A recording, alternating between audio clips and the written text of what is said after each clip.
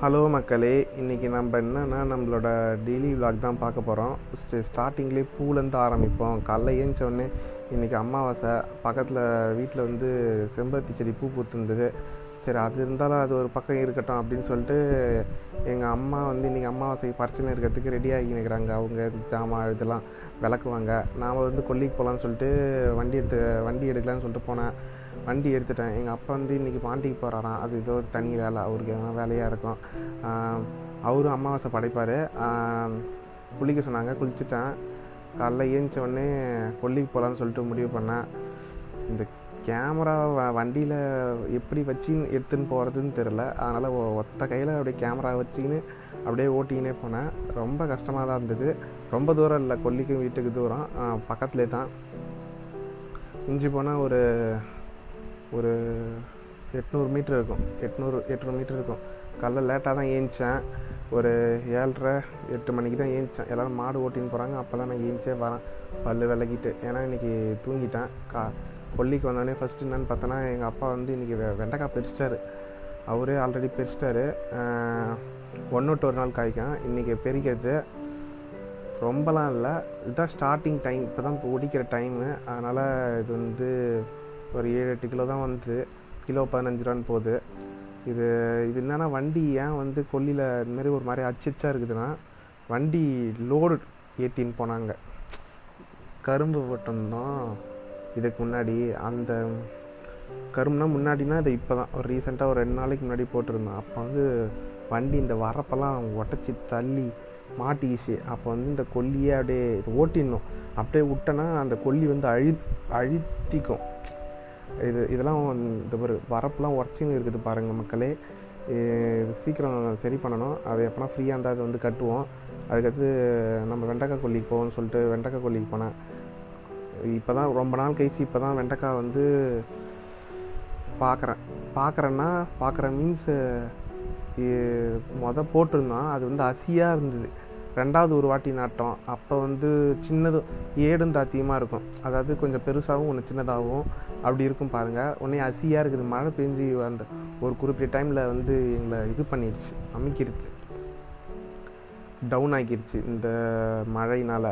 அப்புறம் திருப்பி நாங்கள் ரெண்டாவது நட்டோம். அப்பயும் இன்னொன்று வாட்டி ஒரு மழை பெஞ்சதுனால அது வீரியமாக வரல. அதுக்கடுத்தது ரொம்ப கிலோவும் விலை அதிகமாக போகல. இப்போ நட்டத்தில் தான் போகுது. எப்போனா போகும். ஒரு சில டைம் கிலோ 30 ரூபா 25 ரூபா போகும். இப்போ வந்து 15 ரூபா 10 ரூபா போகுது. அப்புறம் கரும்பு நட்டோம் ஒரு நேற்று. அப்போ வந்து நட்டுட்டு இது வாய்க்காவாக தண்ணி பாய்ச்சிட்டோம். இது எப்படின்னு பாருங்கள் மக்களே.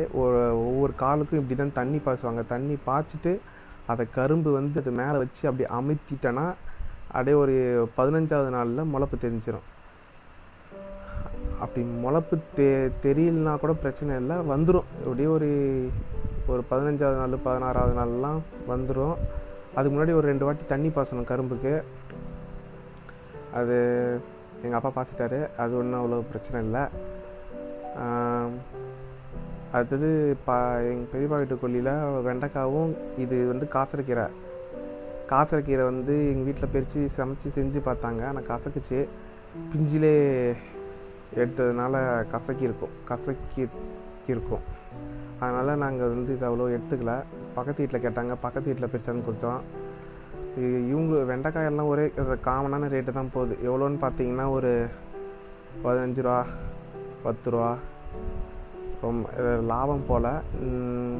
கொல்லியில் வந்து அடிக்கடி நெயில் அடிக்குதுன்னு சொல்லிட்டு இந்த மரத்தை வெட்டணும்னு இருந்தோம். மரம் வெட்டணுன்னா ஃபுல்லாக மரத்தையே வெட்டத்தில்லை, கிளையை மட்டும் வெட்டி விட்ருவோம்.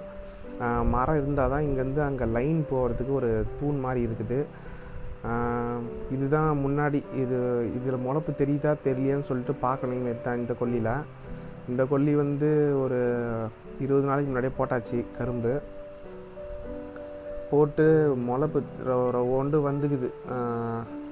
அது சல்லி தண்ணி பாய்ச்சிட்டாரு எங்கள் அப்பா.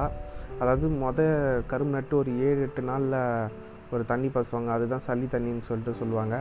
இது வந்து நெல்லோட நாற்று. எங்கள் பெரியப்பா வீட்டு கொல்லியில் நெல் நட போகிறாங்க. ரவுண்டு ஒரு ஏக்கரோ அதுமாரி சம்திங்க. நாம் வந்து கொட்டாய்க்கு போகலான்னு சொல்லிட்டு கொட்டாயில் கொஞ்ச நேரம் அப்படியே படுத்துன்ட்டு காற்று வாங்கிட்டு பாட்டு கேட்டு வருவோம்னு சொல்லிட்டு கொட்டாய்க்கு போனேன். அங்கே இருந்தது. இதுதான் எங்கள் போகிற வழி. இது எங்கள் கொல்லிக்கு போகிற வழி. பலாமரம் இருக்கும், ஒரு பலாமரம் சின்னதாக. அதுக்கு அடுத்தது தென்னை மரம் இருக்கும், ஒரு மோட்டர் கொட்டாய் இருக்கும். அப்படியே பக்கத்து கொல்லியில் கூட இதுதான் பண்ணியிருந்தாங்க, பரம்பு போட்டிருந்தாங்க. பரம்புனா இந்த மாடு இருக்குல்ல, அந்த மாடு வந்து இந்த பரம்பு வச்சு அழுத்தின்னு அப்படி தள்ளுவாங்க.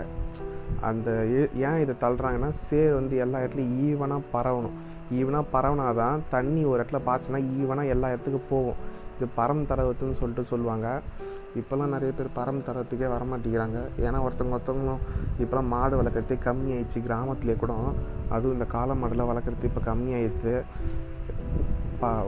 வளர்ப்பாங்க, வளர்த்தா கூட இந்த பசுமாடு இந்த மாரி தான், பாலுக்காகண்டே. இது எங்கள் கிணறு. அதுக்கடுத்து இதெல்லாம் முடிச்சுட்டு நான் வீட்டுக்கு கிளம்பி வந்துட்டேன். கிளம்பி வரும்போது இந்த ஃபோனையும் அதையும் ரெண்டுத்தையும் ஒரே நேரத்தில் வீடியோ எடுக்கவே முடியல, அலையுது.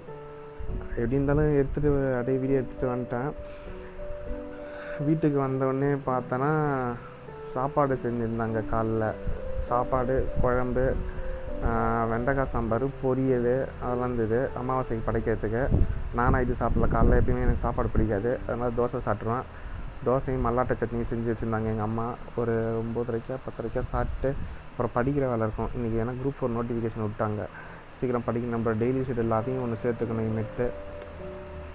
அப்புறம் எங்கள் அப்பா வந்து அமாவாசைக்கு படைக்கிறாரு. அவரு அவங்க அப்பா அம்மாவுக்கு படைக்கிறாரு. எனக்கு இது அமாவாசை கிடையாது. அமாவாசை நான் ஃபாலோ பண்ண மாட்டேன், எங்கள் அப்பா அம்மா தான் ஃபாலோ பண்ணுவாங்க. என்னன்னா அவங்களோட பெற்றோர்களை வந்து வணங்குறாங்க இறந்தும். இதனால் அமாவாசை இது பண்ணுறாங்க, வழிபடுறாங்க. நான் அதை அவ்வளோ ட்ராக் பண்ண மாட்டேன். எங்கள் அப்பா தான் கொஞ்சம் தீவிரமாக குளிச்சுட்டு இந்த சாமிக்கெலாம் பொட்டு வச்சு படைச்சிட்டு காலைல அவருக்கு ஏதோ பாண்டிக்கு போகணுன்னு ஒரு வேலை இருந்து தான் பாண்டிக்கு போகிறேன்னு சொல்லிட்டு கிளம்பிட்டாரு. நாமளும் நம்மளோட இன்றைக்கி வந்து தமிழில் வந்து ஒரு லெசன் படிக்கணும்னு நினச்சிருந்தேன், இணைப்பு சொற்கள் சொல்லிட்டு. அப்புறம் டிரான்ஸ்லேஷன் படிக்கணும். இது ரெண்டும் ஒவ்வொரு கொஷின் அடிக்கடி கேட்டுனே இருக்கிறாங்க. அதனால் இன்றைக்கி இதை முடிச்சுட்டு நாளைக்கு வேறு எதனா முடிக்கலாம் அப்படின்னு சொல்லிட்டு பார்த்துருந்தேன். இந்த விளாக் உங்களுக்கு பிடிச்சிருந்தால் லைக் பண்ணுங்கள், சப்ஸ்கிரைப் பண்ணுங்கள், ஷேர் பண்ணுங்கள்.